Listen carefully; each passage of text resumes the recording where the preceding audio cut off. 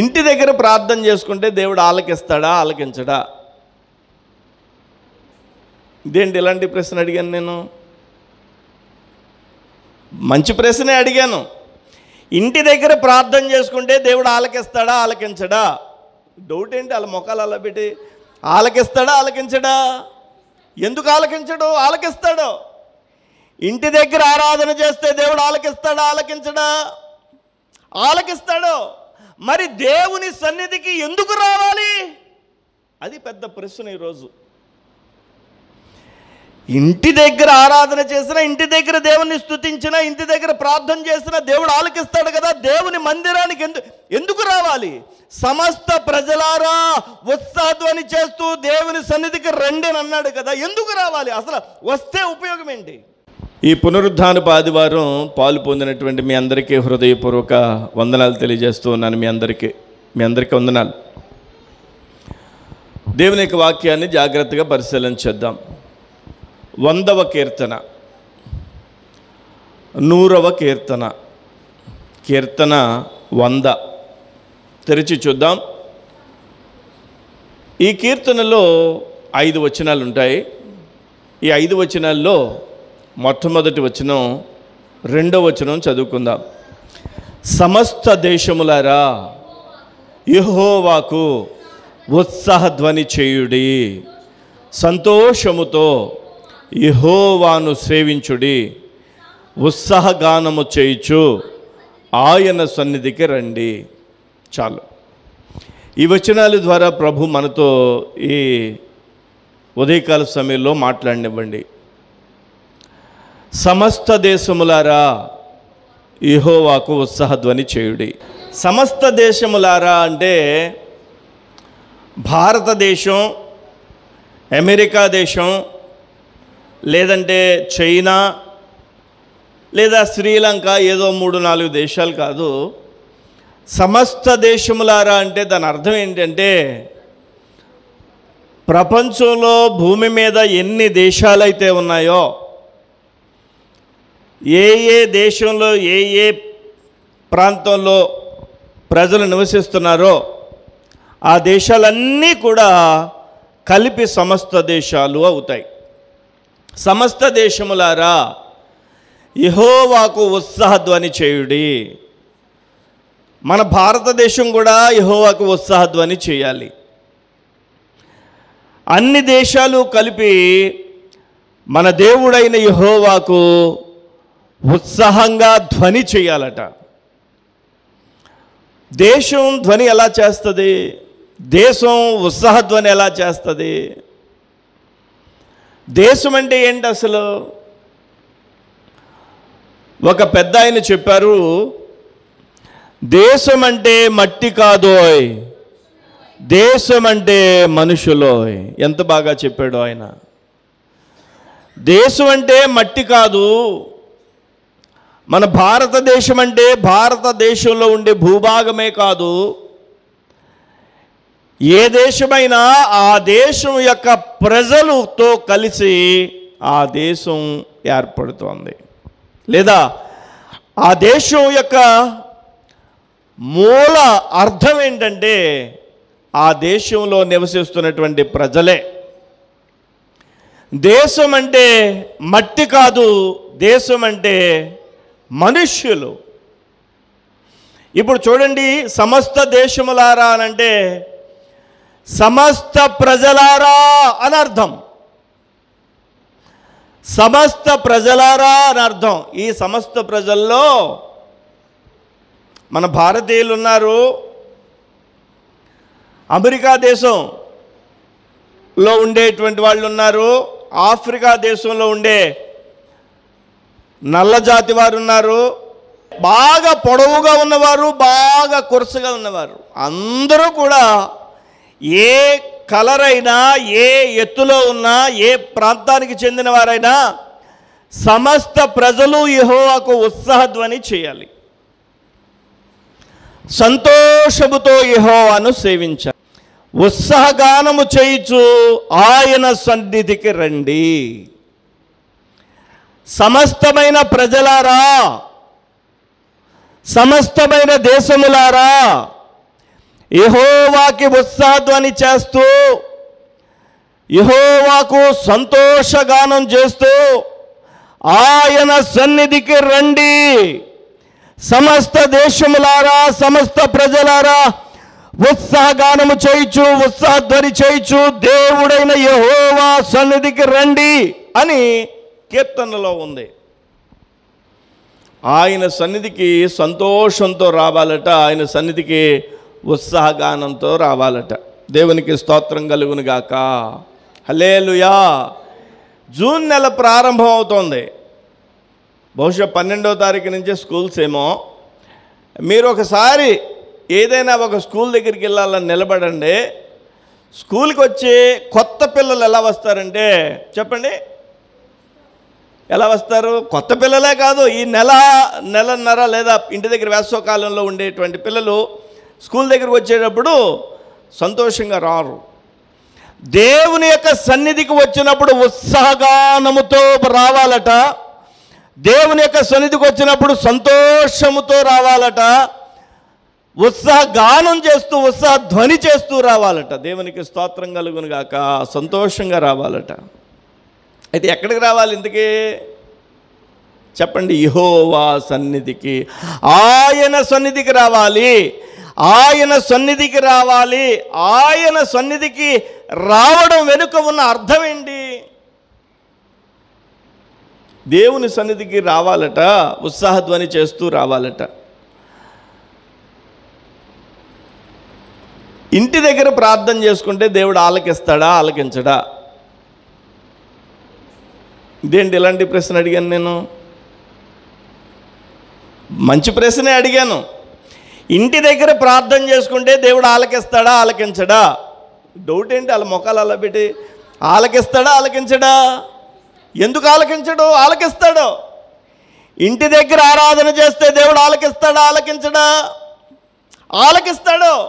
మరి దేవుని సన్నిధికి ఎందుకు రావాలి? అది పెద్ద ప్రశ్న ఈరోజు. ఇంటి దగ్గర ఆరాధన చేసినా, ఇంటి దగ్గర దేవుని స్తుతించినా, ఇంటి దగ్గర ప్రార్థన చేసినా దేవుడు ఆలకిస్తాడు కదా. దేవుని మందిరానికి ఎందుకు రావాలి? సమస్త ప్రజలారా ఉత్సాహధ్వని చేస్తూ దేవుని సన్నిధికి రండి అని అన్నాడు కదా. ఎందుకు రావాలి? అసలు వస్తే ఉపయోగం ఏంటి? దేవుని సన్నిధికి మనం వస్తే, దేవుని మందిరానికి మనం వస్తే, దేవుని సన్నిధిలో మనం అడుగు పెడితే ఉపయోగం ఏంటి? అక్కడైనా ఇదే ప్రార్థన, అక్కడైనా ఇదే ఆరాధన, ఇంటి దగ్గర చేసుకుంటే ఇదే బైబిల్ చదువుతాం. మరి దేవుని మందిరానికే ఎందుకు రావాలి? ఎందుకు రావాలి? చూద్దాం కొన్ని మాటలు ఈరోజు. చాలా జాగ్రత్తగా వినండి.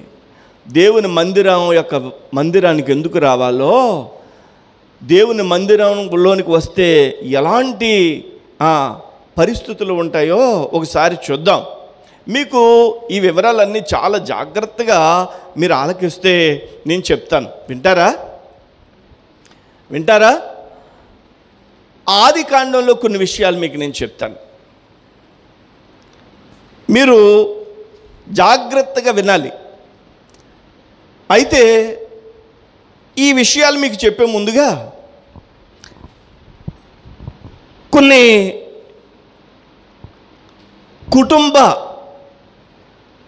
బైబిల్లో ఉండేటువంటి ఒక కుటుంబం కూర్చున్నటువంటి విషయాలు చెప్పిన తర్వాత దేవుని మందిరానికి లేదా దేవుని సన్నిధికి వస్తే ఉపయోగం ఏంటో మనకు అర్థమైపోద్ది. చాలా జాగ్రత్తగా వినాలి. ఆది కాండం 27వ అధ్యాయంలో ఉన్న విషయాలు చెప్తున్నాను నేను. మీరు ఎక్కడేం తీయక్కర్లేదు, నేను తీయమన్నప్పుడు తీద్దురు. కానీ మీకు ఒక కథలాగా చెప్తాను, వినండి జాగ్రత్తగా. ఆది కాండం 27వ అధ్యాయంలో ఉన్న విషయాలు చెప్తాను. మీరు ఇంటికి వెళ్ళిన తర్వాత ఈ వారంలో మీరు చదవండి. చదువుకోకపోతే మీరు చదివించుకోండి. నాకు ఒక గొప్ప సంతోషం ఏంటంటే, కృపమ్మ గారు చదువుతారండి, మీరు రాదు. బైబిల్ ఎప్పుడు కూడా ఉంటుంది. దేవునికి స్తోత్రం. బైబిల్ కూడా ఉండడం అనేది ఎంత దీవెనో, ఎంత ఆశీర్వాదమో. దేవునికి స్తోత్రం కలుగును గాక. చదవగలిగిన వాళ్ళు చదవండి. ఈ వారంలో చదవడానికి వీలు లేనటువంటి వాళ్ళు, చదువు రాని వాళ్ళు చదివించుకోండి. 27వ అధ్యాయం ఆది కాండంలో ఉన్న విషయాలు చెప్తాను. ఆయన పేరు ఇస్సాకు. ఎవరు? ఇస్సాకు. ఇస్సాకు అనేటువంటి ఈయన అందరిలాగానే ముసలాడైపోయాడు.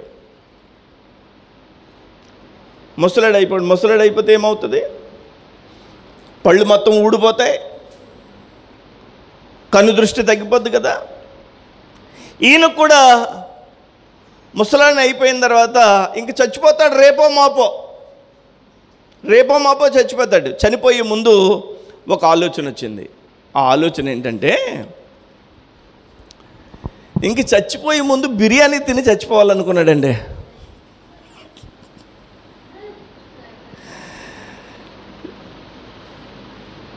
ఇంక ఎలాగో చచ్చిపోతాను కాబట్టి ఇంకా బిర్యానీ తిని చచ్చిపోవాలనుకున్నాడు. బిర్యానీ తిని చచ్చిపోవాలనుకుని పెద్ద కొడుకుని పిలిచాడు. ఒరే పెద్దోడా అని పిలిస్తే పెద్దోడు వచ్చాడు. ఆ పెద్ద కొడుకు పేరేంటంటే చెప్పండి, ఏశావు. చిన్న కొడుకు ఆ ఇంట్లోనే ఉన్నాడు. చిన్న కొడుకు పేరేంటి? యాకోబు. ఇద్దరు కొడుకులు ఈయనకి ముసలి వయసుకు వచ్చేసాడు. భార్య కూడా ఉంది. భార్య పేరు రెబ్కా. ఈ ఇస్సాకు అనేటువంటి వృద్ధుడు చచ్చిపోయే ముందు బిర్యానీ తినాలనుకున్నాడు కదా. నేను ఒక వీడియో మాట్లాడాను. ఇస్సాకుకి ముక్కలు, ఏసావుకు చుక్కలు అనే వర్తమానం ఇచ్చాను. మన వీడియోలో ఉంటుంది, మీకు చూస్తే కనిపిస్తుంది. ఇస్సాకుకి మొక్కలు, ఏసావుకి చుక్కలు. నేను ఇంతకీ ఈ వచనాన్ని బాగా జాగ్రత్తగా పరిశీలన చేస్తే, ఇస్సాకు చనిపోయే ముందు ఏం చేయాలనుకున్నాడంటే, ఈ ముక్కలు తినాలనుకుని పెద్ద కొడుకుని పిలిచాడు. ఏసావుని పిలిచి అన్నాడు నేను చచ్చిపోతానురా, ఇంకా వృద్ధుణ్ణి అయిపోయాను, కాబట్టి నువ్వు నా ఆశను తీర్చాలరా అబ్బాయి అన్నాడు. నానా ఏం ఆశ నాన్న, నీ ఆశ ఏంటో చెప్పు నానా. అబ్బాయి ఇదిగో, నువ్వు అక్కడ బాణాలు తగిలించుకుంటావు, విల్లులు తగిలించుకుంటావు కదా, నేను ఈ మంచం మీద పడుకుని అటే చూస్తుంటే గుర్తొచ్చింది నువ్వు వేటాడేటువంటి మాంసం తినాలని. నువ్వు ఆ విల్లు ఆ బాణం తగిలించుకుని వేటకెళ్ళి వేటాడినటువంటి మాంసం తీసుకొచ్చి నాకు బిర్యానీ చేసి పెట్టినా, నాది తిని చచ్చిపోతాను. అలాగే ఉంది బైబిల్లో. నువ్వు వేటాడిన మాంసం తీసుకొస్తే దాన్ని తిని చచ్చిపోతానని ఉంది.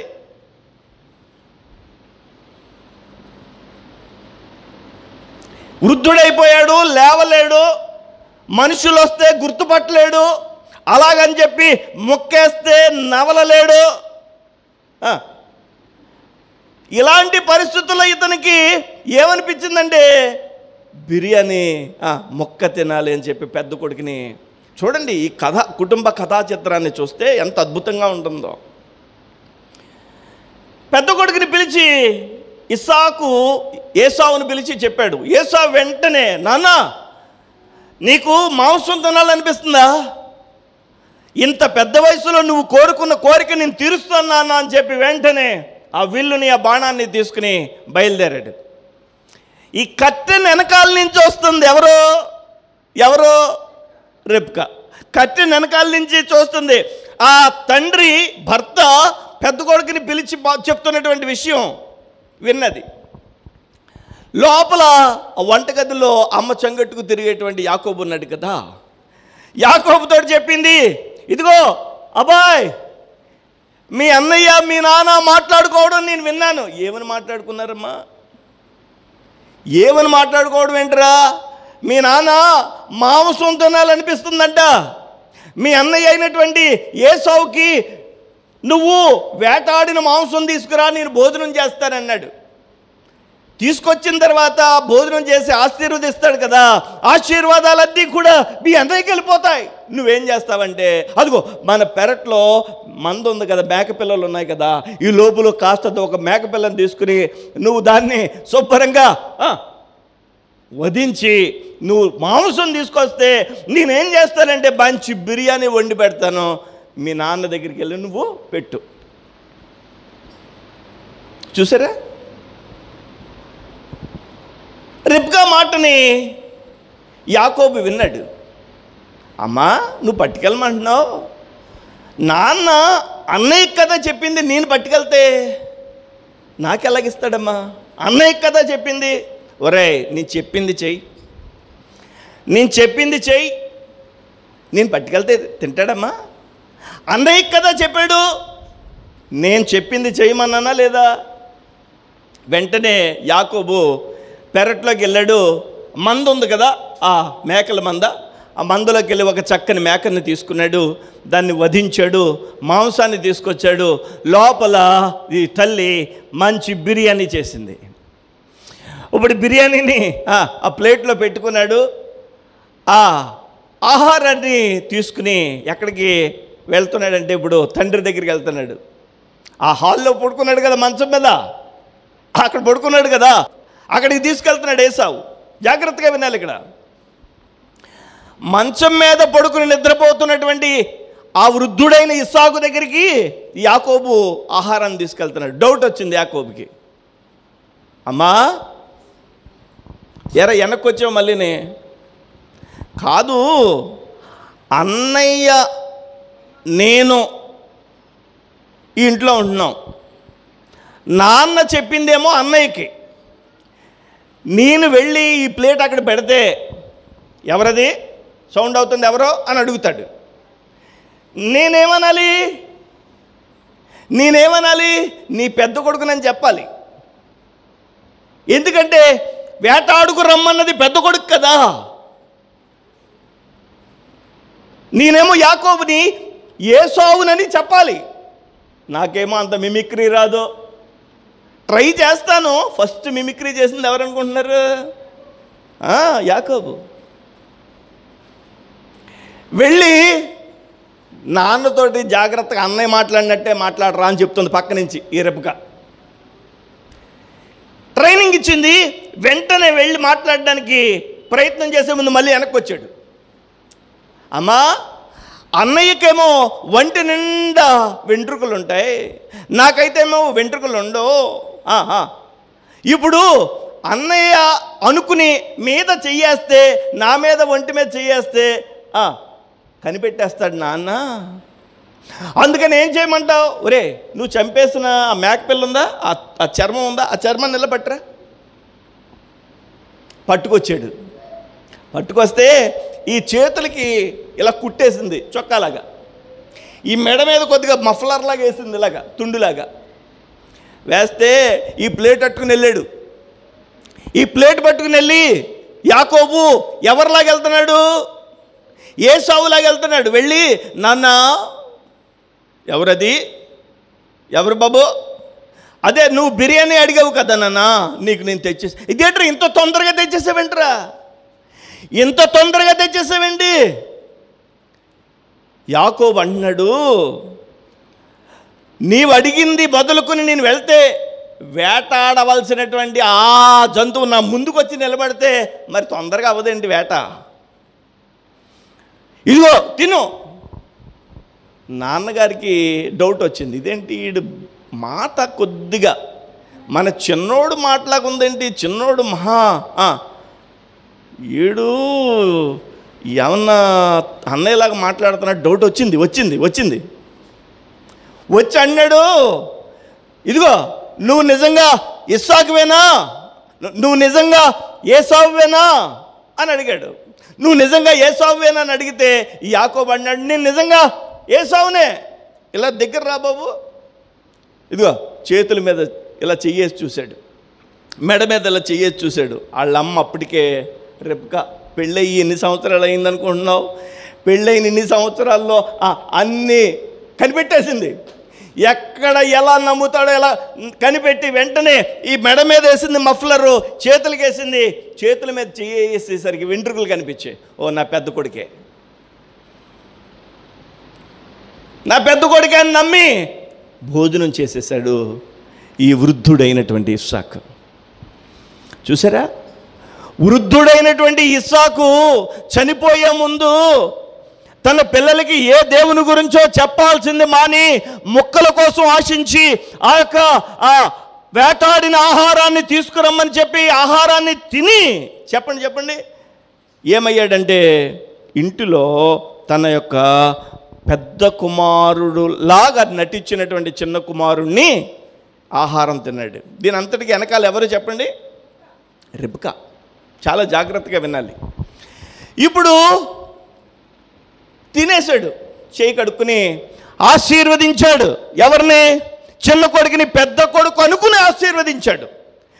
చిన్న కొడుకుని పెద్ద కొడుకు అనుకుని ఆశీర్వదించాడు. ఆదికాండం అధ్యాయము 26వ వచనం నుంచి చదవండి. తరువాత అతని తండ్రి అయిన ఇస్సాకు, నా కుమారుడా, దగ్గరకు వచ్చి నన్ను ముద్దు పెట్టుకునమని అతనితో చెప్పాను. నాకు ముద్దు పెట్టు. అతడు దగ్గరకు వచ్చి అతను ముద్దు పెట్టుకున్నాను. అప్పుడు అతని వస్త్రములను వాసన చూసి అతన్ని దీవించి ఇట్లనెను, ఇదిగో నా కుమారుని సువాసన యెహోవా దీవించిన చేని సువాసన వలేనున్నది. నాన్నగారి దగ్గరికి వెళ్ళినప్పుడు నాన్నకి ఏమి సెంట్ ఇష్టమో సెంటు కొట్టుకు వెళ్ళాడు. ఆకాశ పంచును, భూసారమును, విస్తారమైన ధాన్యమును, ద్రాక్షరసమును దేవుడు నీకు అనుగ్రహించును. తండ్రి ఆశీర్వదిస్తున్నాడు. ఇంకా తండ్రి ఆశీర్వదిస్తున్నాడు. 29వ వచనం, జనములు నీకు దాసులగుదురు, జనములు నీకు సాగిలపడుదురు, నీ బంధుజనులకు నీవు ఏలికవై ఉందువు, నీ తల్లిపుత్రులు నీకు సాగిలపడుదురు, నిన్ను శపించేవారు శపించబడుదురు, నిన్ను దీవించేవారు దీవించబడుదురు. ఎన్ని ఆశీర్వాదాలు ఇచ్చేశాడు. ఎవరికి? యాకోబుకి ఇచ్చాడు. యాకోబు తండ్రిని మోసం చేశాడు.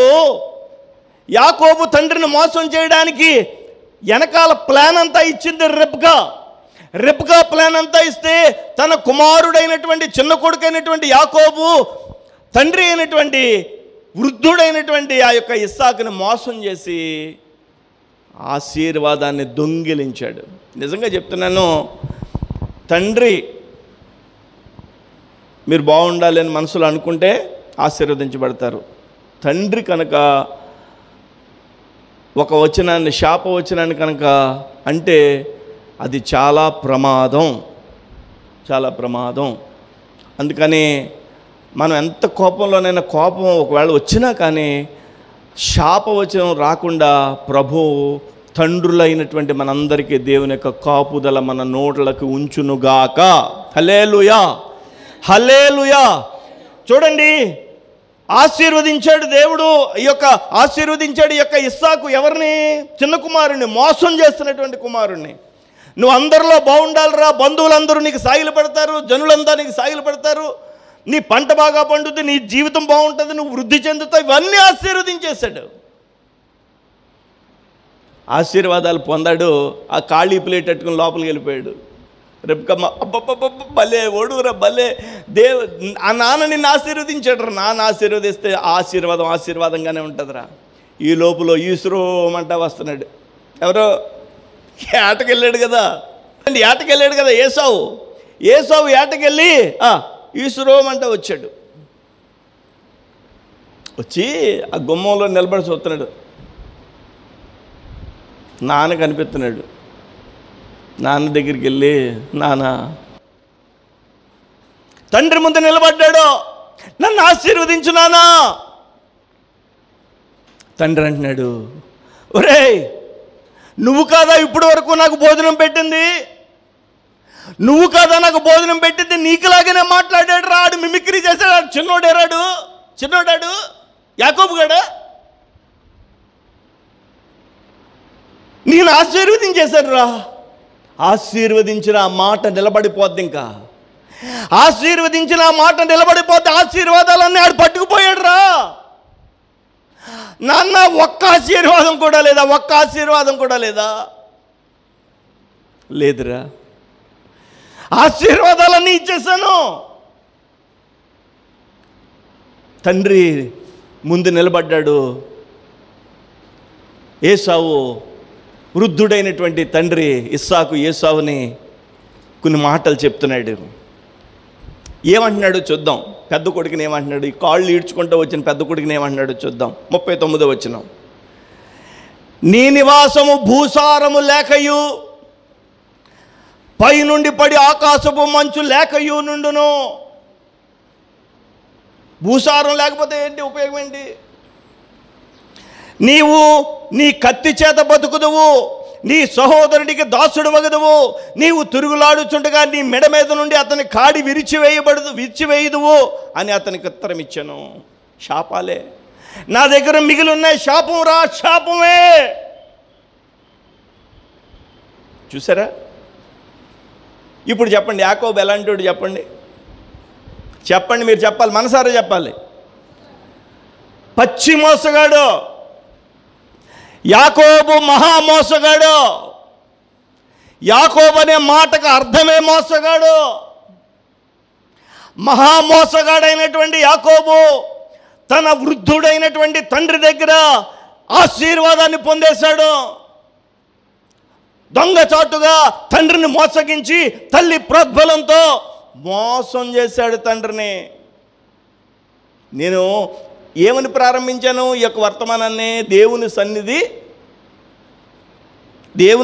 ఎందుకు రావాలి, ఇంటి దగ్గర ప్రార్థన చేసుకుంటే సరిపోదా అనేది కదా ప్రారంభించాను. ఇదంతా చెప్తున్నాను ఎందుకు? ఇదంతా చెప్తే అది అర్థమవుద్ది మీకు. వర్తమానంలోనే ఉన్నాను, జాగ్రత్తగా వినండి. ఇప్పుడు వాళ్ళమ్మ వింటూ ఉంది, కట్టెన వెనకాల నుంచి వింటుంది. ఈ తండ్రి కొడుకు, పెద్ద కొడుకు తండ్రి మాట్లాడుకోవడం కూడా వింటుంది. వినేటప్పుడు ఆ పెద్ద కొడుకు అనుకున్నాడు, నాన్న నన్ను ఈ విధమైనటువంటి శాపం మాటలు వచ్చాయా? నువ్వు చచ్చిపోక ముందే తమ్ముణ్ణి లేపేస్తాను అని అన్నాడు. ఆ మాట కట్టెన వెనకాల నుంచి విన్నది రెబెకా. వెంటనే వంటగదికి పరిగెత్తుకెళ్ళిపోయి, ఒరే చిన్నోడా, యాకోబు అన్నయ్య నిన్ను చంపేద్దామనుకుంటున్నాడు రా. ఈ వంటగదిలోంచి ఇదిగో అన్నయ్య అటు వెళ్ళినప్పుడు నాన్న దగ్గరకు వచ్చి ఒక మాట చెప్పి నువ్వు మామయ్య ఇంటికి పారిపోరా అంది. మామయ్య ఇంటికి వెళ్ళిపో. తండ్రి దగ్గరికి తీసుకొచ్చి నిలబెట్టింది. తండ్రి అన్నాడు, తండ్రికి ముందే ట్రైనింగ్ ఇచ్చింది, ఇదిగో ఇప్పుడే నీకు చిన్నోడు వచ్చాడు కదా, ఎందుకు గొడవలు అయ్యి ఎందుకు కానీ మన ఇద్దరం ఓ పని చేద్దాం, చిన్నోడిని ఊరు పంపే, మా తమ్ముడు ఉన్నాడు కదా పంపించే. ట్రైనింగ్ ఇచ్చింది, కొడుక్కి ట్రైనింగ్ ఇచ్చింది, భర్తకి ట్రైనింగ్ ఇచ్చింది. భర్త దగ్గరికి చిన్న కొడుకుని పంపింది. భర్త ఇప్పుడు అంటున్నాడు, రేయ్ నువ్వు మామయ్య ఇంటికి వెళ్ళిపోయి మామయ్య ఇంటి దగ్గరే ఉండు, అక్కడ సంబంధం చేసుకో అంటే పెళ్లి చేసుకుని వచ్చాయని. ఇప్పుడు చిన్న కొడుకు అయినటువంటి యాకోబుని పంపించేశాడు. యాకోబు ఇంటి దగ్గర నుంచి బయలుదేరి వెళ్తూ ఉన్నాడు. యాకోబులో భయం, యాకోబులో ఆందోళన, యాకోబులో గందరగోళం. ఎందుకని? మోసం చేశాడు, తండ్రిని మోసం చేశాడు, అన్నగారిని మోసం చేశాడు. అక్కడ ఉండేటువంటి పరిస్థితులన్నీ గందరగోళం అయిపోయినాయి. మామయ్య ఇంటికి బయలుదేరి వెళ్తూ ఉన్నాడు. మార్గ మధ్యంలో అతను అలిసిపోయినటువంటి తన మనసులో ఉన్న భయంకరమైనటువంటి పెను సంచలనాల మధ్యలో యాకోబు ఏం చేశాడో తెలుసా? చూడండి, ఇప్పుడు చదవండి. యాకోబు ఏం చేశాడంటే, ఆదికాండము 28వ అధ్యాయము 10వ వచనం నుంచి చదువుదాం. యాకోబు బెయేర్షెబా నుండి బయలుదేరి హారాను వైపు వెళ్ళుచు తన సొంత ఊరు నుంచి మామయ్య ఊరి వైపుకి బయలుదేరి వెళ్తున్నాడు. ఒక చోట చేరి ప్రొద్దు కృంగినందున సాయంత్రం అయిపోయింది. సాయంత్రం అయిపోయేసరికి అక్కడ ఏం చేశాడో తెలుసా? అక్కడ ఆ రాత్రి నిలిచిపోయి ఆ చోటి రాళ్లలో ఒకటి తీసుకుని తనకు తలగడగా చేసుకుని అక్కడ పండుకునేను. పగలంతా నడిచాడు, వెనక్కి చూస్తున్నాడు, అన్నయ్య వచ్చి చంపేస్తాడేమో అని భయంగా వెళ్తున్నాడు. సాయంకాలం అయిపోయింది. ఆ సాయంకాలం అయ్యేసరికి వెళ్ళినటువంటి ఆ చోటులో ఒక రాయి తీసుకుని తలగడగా చేసుకుని పడుకున్న తర్వాత అక్కడ ఏం జరిగిందో చూద్దాం. అప్పుడు అతడు ఒక కల కనెను. ఒక కల వస్తుంది నిద్రలో. అందులో ఒక నిచ్చెన భూమి మీద నిలిపబడి ఉండెను. దాని కొన ఆకాశం కంటెను, భూమి మీద దేవుని దూతలు ఎక్కుచూ దిగుచూనుండెను. 17వ వచనం చదవండి. భయపడి ఈ స్థలము ఎంతో భయంకరము, ఇది దేవుని మందిరమే కానీ వేరొకటి కాదు, ఇది దేవుని మందిరమే కానీ వేరొకటి కాదు అంటున్నాడు. యాకోబు ఎవరు? యాకోబు మోసగాడు, యాకోబు జంతరమంతరుడు, యాకోబు నందిని పంది చేస్తాడు, పందిని నంది చేస్తాడు, అంతా మోసమే. అలాంటి మోసకరమైనటువంటి యాకోబు వెళ్తూ ఉండగా ఆందోళనతో ప్రాణభయంతో పరిగెత్తుకు వెళ్ళిపోతున్నాడు. మామయ్య దగ్గరికి వెళ్తుంటే సాయంకాలం అయ్యేసరికి నిద్ర వచ్చి పడుకుంటే ఆ నిద్రలో ఒక కల కన్నాడు. ఆ కళ ఏంటన్నది నేను చెప్పే ముందు ఆ కళ కన్న తర్వాత చెప్తున్నటువంటి మాట చెప్తున్నాను ముందుగా. ఇది దేవుని మందిరము, దేవుని సన్నిధి అని అన్నాడు. దేవునికి స్తోత్రం. మోసగాడైనటువంటి యాకోబు దేవుని మందిరము, దేవుని సన్నిధి అని ఎందుకన్నాడో చెప్తున్నాను.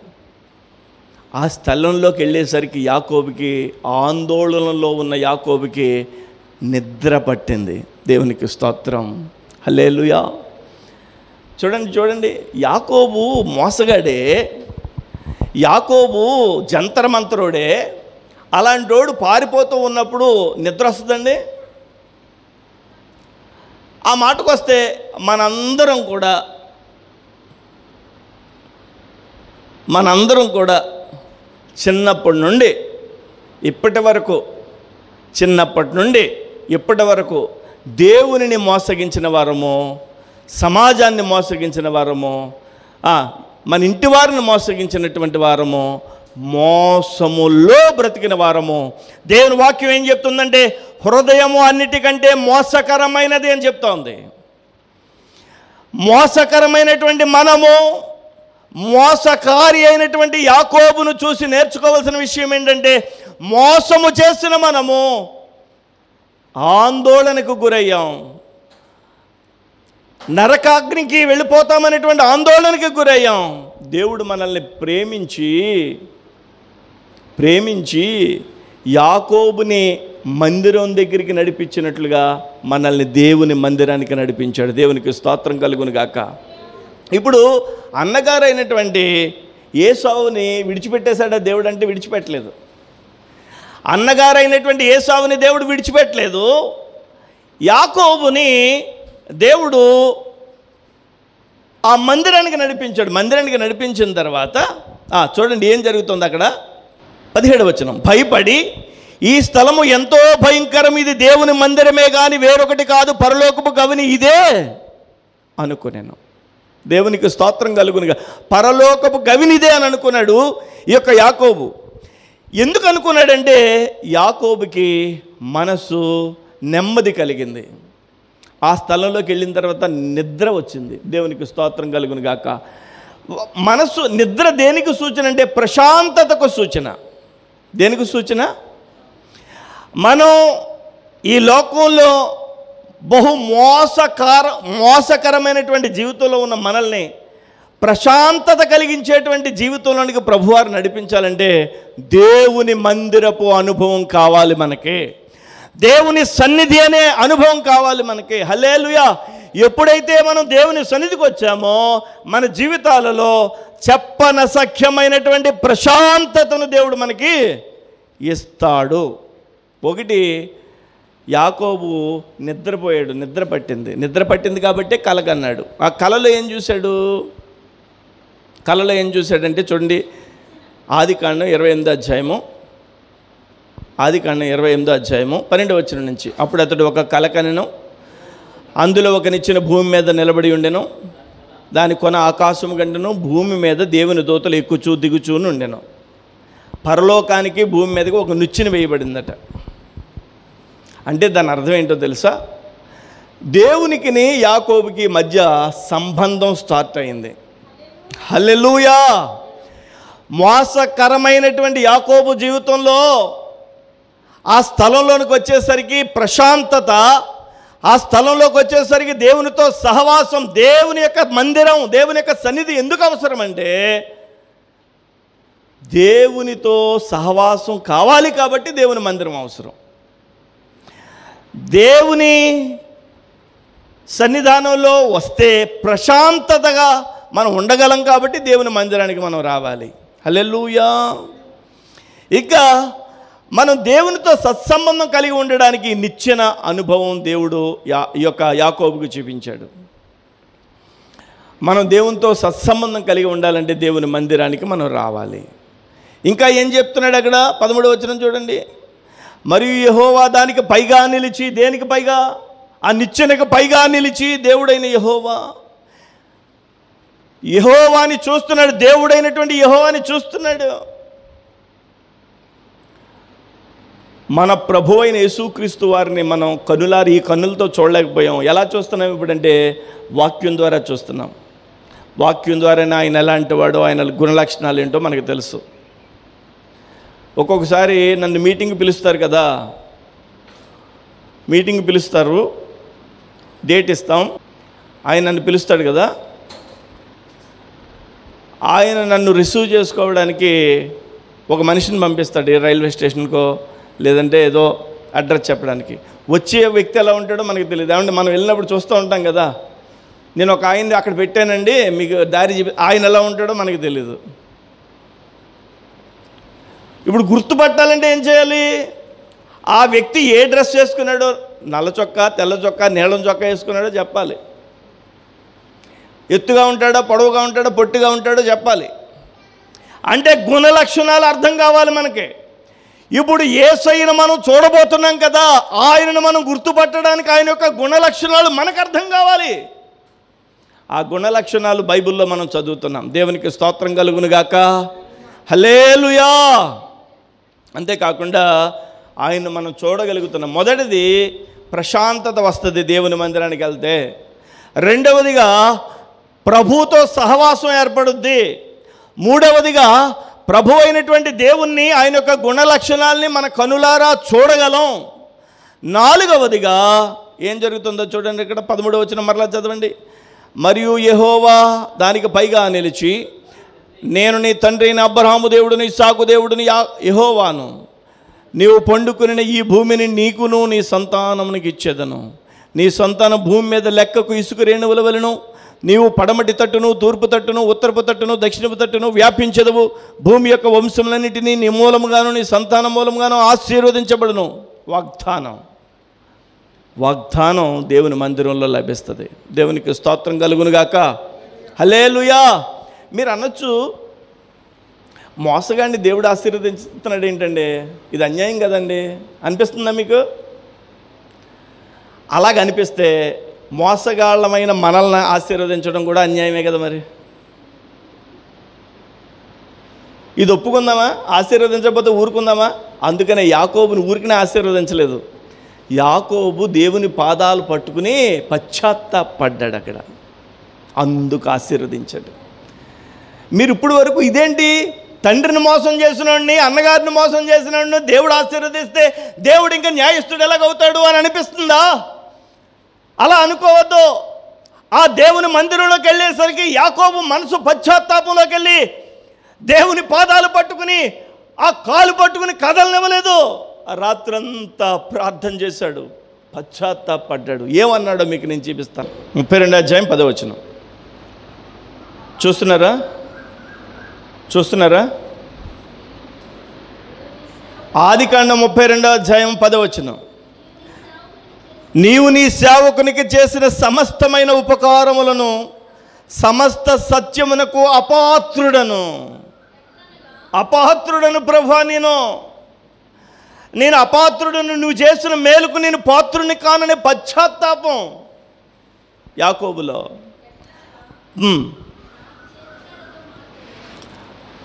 నేను అపాత్రమైనటువంటి వాడిని, ఎలా అనగా నా చేతికరతో మాత్రమే యోర్దాను దాటిని, ఇప్పుడు నేను 2 గుంపులైతేనే. రెట్టింపు ఆశీర్వాదాన్ని ఇచ్చావు. నేను అపాత్రుడిని ప్రభువా, నేను ఈ ఆశీర్వాదానికి పాత్రుని కాను, మోసగాడిని, నన్ను ఆశీర్వదించు అని ప్రార్థన చేస్తాడు. చూడండి ఇప్పుడు 26వ వచనం చదవండి. ఆయన తెల్లవారుచున్నది కనుక నన్ను పోనిమ్మను అతడు, నీవు నన్ను ఆశీర్వదించితేనే కానీ నిన్ను పోనివ్వను అని చెప్పి దేవునితో ప్రార్థన చేస్తున్నాడు, పశ్చాత్తాపడుతున్నాడు. దేవుని మందిరం అనబడినటువంటి ఆ స్థలంలోనికి వచ్చినప్పుడు దేవుడు ఆశీర్వదించాడు. నేనేమంటానో తెలుసా, దేవుని మందిరానికి వెళ్ళేటువంటి వ్యక్తి యాకోబు మోసగాడు, పచ్చి మోసగాడు. ఈ లోకంలో మనం ఏమాత్రం నీతిమంతులం కాదు. మనమందరం కూడా దేవుణ్ణి వ్యతిరేకించిన వాళ్ళం, దేవుణ్ణి కాదన్న వాళ్ళం, వద్దన్న వాళ్ళం. కానీ దేవుని మందిరానికి దేవుడు మనల్ని నడిపించాడు. మందిరంలోనికి రావడం వల్ల ఆశీర్వాదాలు ఏమని చెప్పాను? 1, ప్రశాంతత, నెమ్మది. 2, దేవుని మందిరానికి రావడం వల్ల దేవుని యొక్క ఆయన సన్నిధిని అనిపిస్తుంది, ఆయనతో సంబంధం నిచ్చెన కళని చూశాడు. 3వది ఆయన గుణలక్షణాలని చూశాడు. 4వది వాగ్దానాన్ని చూశాడు.